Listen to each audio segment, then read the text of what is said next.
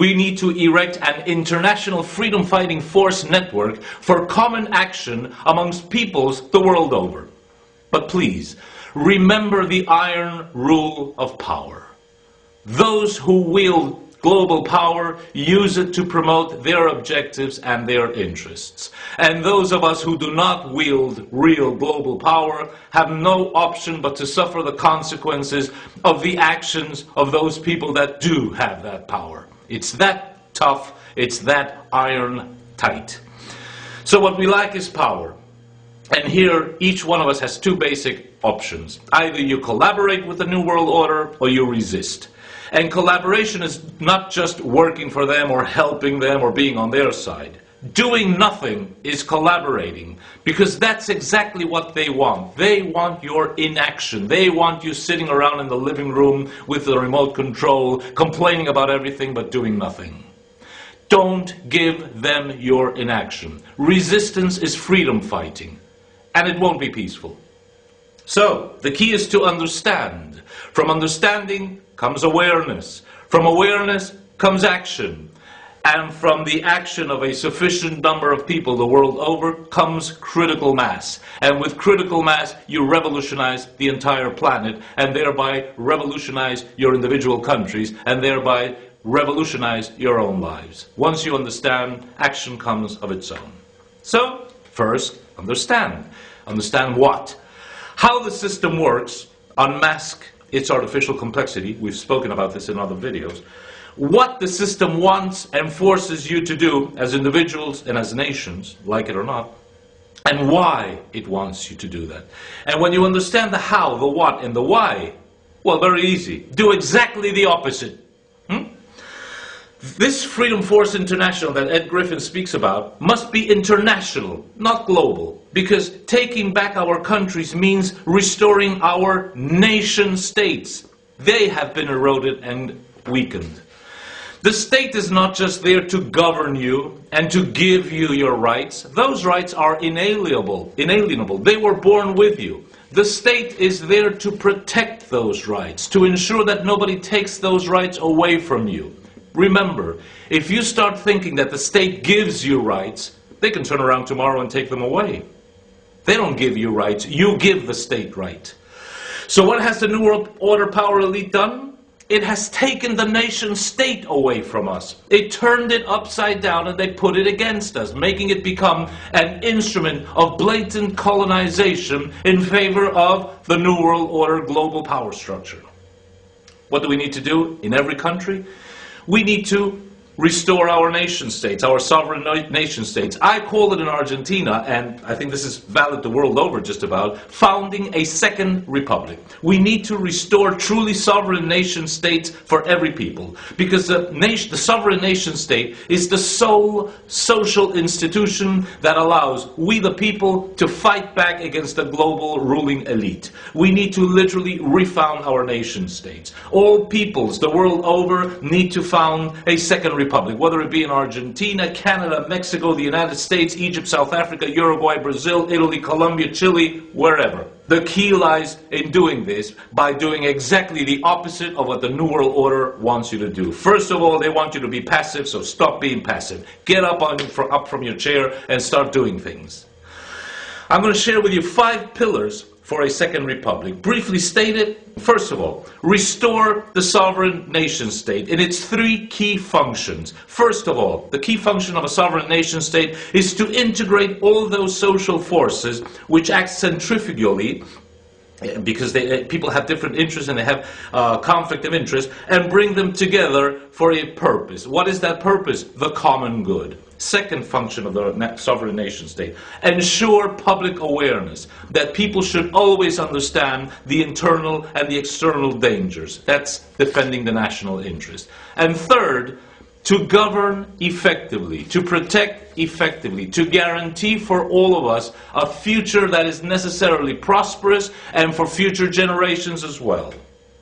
Second pillar for a second republic. Recover monetary and currency sovereignty. Put public money to its primary use again to fuel the real economy, which means putting private banks in their place. It means recovering your central bank or the Federal Reserve in the United States. It means doing away with fractional lending system, which is creating fiat money, and it is fraud. It means doing away with usury, which is the main fuel of inflation. Third pillar, reject the public debt system that puts the burden of power elite, money power, on your shoulders. It's that way in the case of Argentina, in the case of Uruguay, Ecuador, Mexico, Indonesia, Greece today, Turkey. In the case of the United States, it means audit the Fed. Fourth pillar, reinvigorate republican institutions. Free them from the dependence on money power. And you must, for this, distinguish between three things that are often confused. Nation, state, government. The nation is the people, the territory, the history, the language, the culture, the values, the style. It is the dead, the living, and the unborn. If you're an American, is George Washington not an American because he's dead? Is Abraham Lincoln not an American because he's dead? The nation are its dead. Also, it's living today, and those who are yet unborn. That is the nation. It is the hardware of nationhood. Secondly, the state is an abstract template. It is used to run the nation today, to carry it to its proper future. It's the software. Government. Government are the real people who actually run the state. The presidents, the senators, the prime ministers, the representatives, the deputies, the governors, the mayors, and the legions of ministers and secretaries. Where is the trap? The trap lies in the mechanisms whereby individual citizens actually occupy the places of power in the state, to become president, to become senator, to become whatever. Because it is all based on money. The whole mechanism for individuals to access the state is based on huge amounts of money. I mean hundreds of millions, billions of dollars. So our so-called democracy today is no democracy at all. It is the favorite system of the money power elite. Now, money is not democratic. No reason why it should be. So a democracy based on money is no democracy at all. What we have, unfortunately, nowadays in America, in Argentina, in every country, is the best democracy money can buy. So the key is to free democratic mechanisms from subservience to money power. Founding a second republic means rewriting the whole relationship between the nation, the state, and government. Rewriting the software so that the hardware, the real nation, may prosper. And fifth and last, the fifth pillar, return to traditional values. Put things right side up again. And this means, it's very simple, that finance, the world of virtual money, should serve the real economy of work, toil, creativity, effort, of building and doing useful things. The economy, in turn, should be subordinated to a public awareness system which is executed from the top echelons of a sovereign nation state.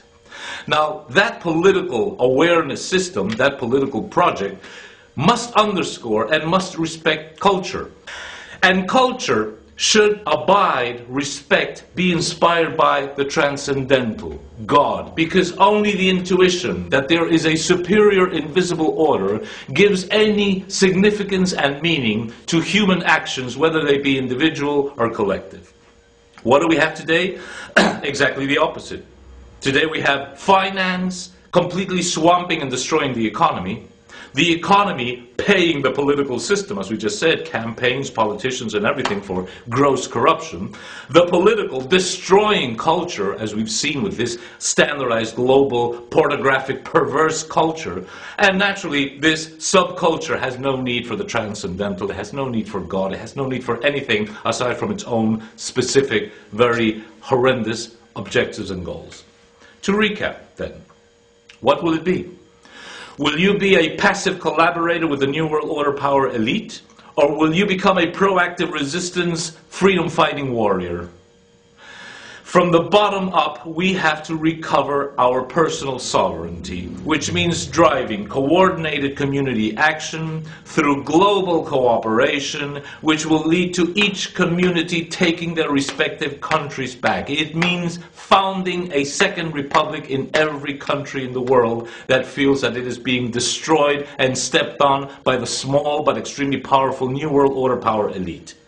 Remember, 5 steps. Restore the sovereign nation state, recover sovereign currency, reject the public debt system, reinvigorate republican institutions, and return to a traditional value system.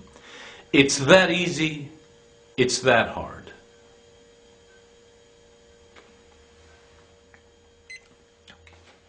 Okay.